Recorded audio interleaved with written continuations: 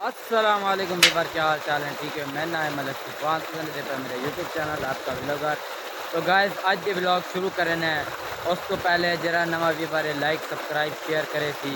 ते मेरी टिकटॉक से भी फॉलो करे सी, फेसबुक से भी फॉलो करे सी। ते आज ये व्लॉग शुरू करना है जिमें कि देख सकते वे ट्रपैन चलाई खड़ा मैं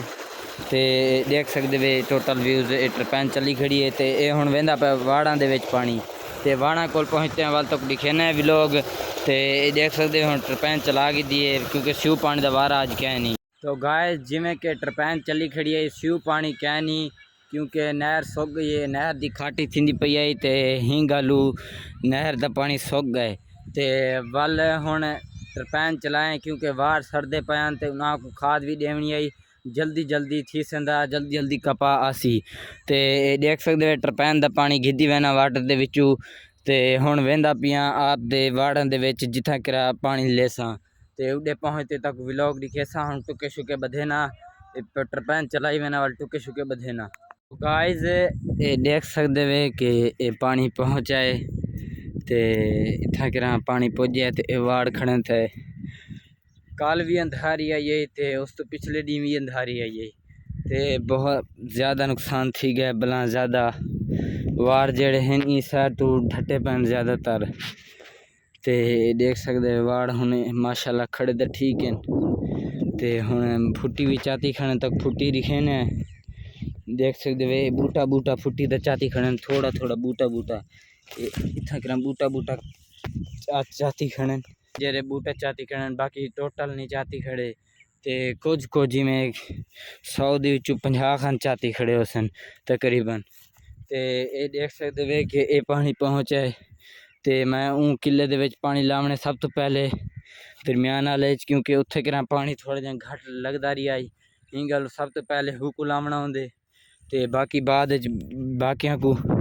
तो ये भी देख सकते वे इतना किरा नुकसान ज़्यादा कहन थी पे लेकिन वाली इतना किरा नहीं और सतांदी पई पता नहीं क्या मसला हो सी ज़्यादा पानी की वजह क्यों है या वाल पता नहीं कौन क्या मसला है। तो ये भी देख सकते वे ये भला ज़्यादा गर्मी की वजह क्यों बूटे सुक गए विचू ढेसा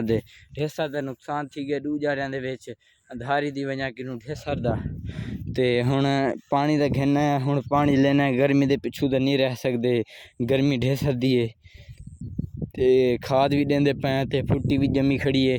15 दिन बाद इंशाअल्लाह अल्लाह ताला के हुक्म दे नाल अगर बारिश ना आई या कोई ख़राब मौसम ना थिया वाल इंशाअल्लाह 15 दिन बाद ते वाड़ा की चुनवाई शुरू करवा देसूँ ते बाद वाड़ा की चुनवाई शुरू करवेसूँ वाल तक दिखेसूँ भी लोग। तो हुण पानी पहुँचे हुण टुके बधेना है टुके बधन तो बाद तक खाद दिखे ना केरी खाद मैं देंदा पिया 1 किले दे विच।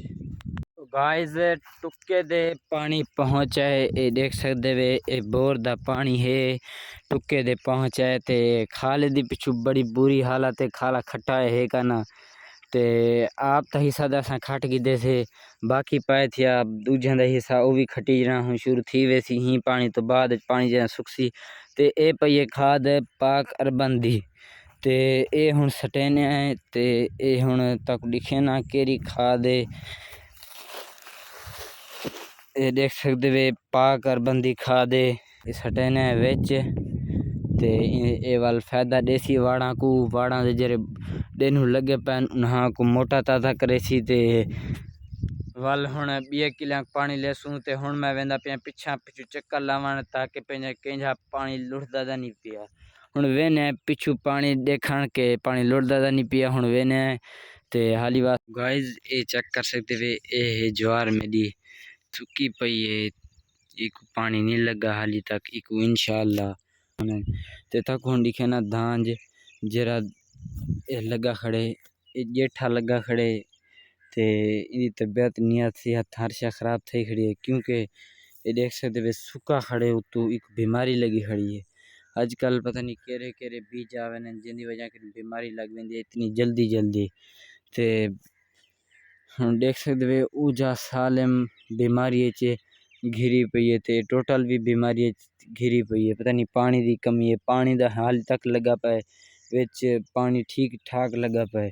ते पता नहीं क्या मसला है। गाइस ये चेक कर सकते वे ये धांज को ढेसर की बीमारी लगी खड़ी है। ये जट्टां का नुकसान थींदा पिया ढेसर का। ते स्प्रे भी की खड़न वाली फायदा नहीं थींदा पिया। पता नहीं क्या मसला है। पानी भी खड़े थिया डी रात हिंदे पानी खड़ा रहंदे वाल भी हिंदे स्प्रे करें वाली इंदे सुका यानी सुक्का खड़े थिया सावा हाल तक थिया ही नहीं। ते कुछ जा सावी है लेकिन ज़्यादातर चेक कर सकते वे ये चेक कर सकते वे उस चेक कर सकते वे ये सुक्का खड़े थिया। ते ये हुण नुकसान ढेसर दा जट्टां दा थींदा पिया तुसां चेक कर सकते वे। ते हुण हुकूमत की ये गुजारिश है कि हुकूमत ही उसमें बीज सही देवे जिंदे विच बीमारियां ना होवें अच्छी क्वालिटी होवे इंदी कणक दी उस तो बाद मक्की दी धांज दी अच्छी क्वालिटी देवे ताकि जट्टां दा नुकसान ना थीवे। अग्गां शहरियां को फ़ायदा थीवे देहातियां को फ़ायदा थीवे ते जट्टां को भी फ़ायदा थीवे। ते हुकूमत जेरे 2 नंबर देंदी पैन उन्हां दे तरफों कोई रिएक्शन चावे या वाल इो से बीज बंद करा देवे अच्छे बीज देवे ते हुकूमत की यह अपील है। तो गाइस पानी जितना कि लाई खड़ा मी उत पहुंच जाया ते ये वार्डन इंदे पानी हुण थी चुके ते देख सकते वे ये पानी फुल भरा खड़े फुल भरवा बनाई क्योंकि गर्मियाँ आजकल तिखियाँ चलदियां पैन ते गर्मी दा हुण टाइम है 12 बजे है। ते उस तो बाद अंधारी आई ते अंधारी दा हुण असर चेक करावां ताकू कि अंधारी क्या नुकसान कर गई है। ये देख सकते हो बूटियां को हला दे गई है पई ते जिंदे नाल बूटा सुकी गए कुछ ते कुछ निवा पे उंदी औसत थोड़ी लासी ते चेक कर सकते पानी हुण लग चुके हुण बैग के ले लेने खाद भी पई थी को घुलेने।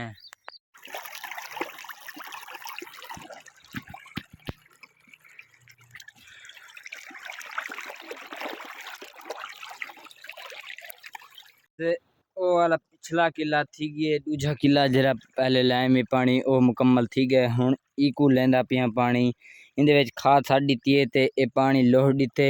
ते ई वाड़ां दी कंडीशन थोड़ी जी लो है पता नहीं क्या मसला है। ज़्यादातर इंदे विच मक्की भी लो होंदी है कंडीशन उन्हां दी ते वाड़ां दी भी लो है बाकी माशाल्लाह ठीक है। ते हुण देख सकदे वे कि शू पानी कैनी ए हीटर पैन दा पानी ते हिंगलू ए 3 किले ही मुकम्मल थी सन बाकी बिया मेरे को लगदा नहीं थी सी। ते किदे वे के वाड़ा को हुण आज पानी लाया मी आज मैं तक दसा चाह कि कितना इको पानी लगदा पे 3 महीने थी गए 1 महीने 4 हफ्ते होने ठीक है ना 1 हफ्ते बाद पानी लेने ठीक है ना ते 4 या 12 दफ़ा यानी कि 12 तो 16 दफ़ा इको पानी लग चुका उसी जे माई की घेंदे ते अग्गा यानी कि टोटल 16 दफ़ा पानी को मिल चुके ते 16 दफ़ा खाद भी मिल चुकी है इतना खर्चा थिया पे ते हुण हुकूमत यानी कि हुकूमत की साडी रिक्वेस्ट है कि जेरे भी जाटन उन्हां दी जेरी कपा लासी उनका रेट वधावेन घटावेन ना ते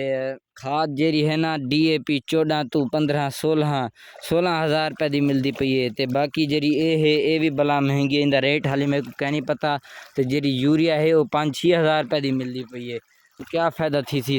हाल ही को पानी तकरीबन 12 दफ़ा वाल पानी लगसी तो खुद अंदाज़ा ला सकते वे इतने पानी लगसन ते अगर हुकूमत रेट निसी वधाया कपा दा ते वाल जट्टां को नुकसान भरना पाए सी वाल जट्टां दी कमज़ोरी थी वन पाए सी ते वाल इवें तरक्की बंद थी वैसी ते हुकूमत की ये अपील है कि जरा रेट है वो वधाई रखे न तकरीबन होवे चंगा भला ते उन्हां दी मर्जी जितना भी रख सकते हैं असां कुछ नहीं से आख सकते ते असां इहो कुछ आखदे हैं कि साडी इहो कुछ तमन्ना है कि वाड़ जे हैं वो सारी मेहनत साडी थई पई है ते इंदे उत्ते रंग अल्लाह ताला लाई खड़े ते इंदी कपा दी जरा है ना इंदी रकम है उको वधावेन उको घटावेन ना साडी यह अपील है ते ओके खुदा हाफिज़ नेक्स्ट व्लॉग मिलसूं ओके खुदा हाफिज़ अज दा व्लॉग एंड।